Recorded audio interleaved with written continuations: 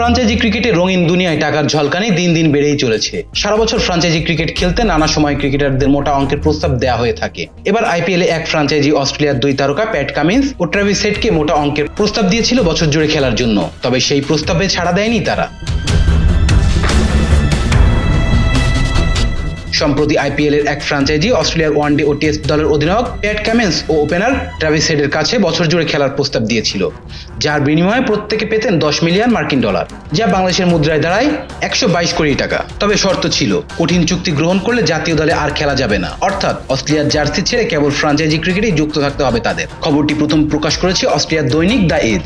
প্রতিবেদনে বলা হয়, আইপিএল এর একটি বড় ফ্রাঞ্চাইজি আনুষ্ঠানিক নয় এমনভাবে একটি প্রস্তাব পাঠিয়েছিল কামিন্স ও হেডের কাছে, যদিও তাদের পক্ষ থেকে বা ফ্রাঞ্চাইজিটির কোনো আনুষ্ঠানিক প্রতিক্রিয়া পাওয়া যায়নি। ঘনিষ্ঠ সূত্রে জানা গেছে 2 তারকা ক্রিকেটারই এমন প্রস্তাবে সাড়া দেন।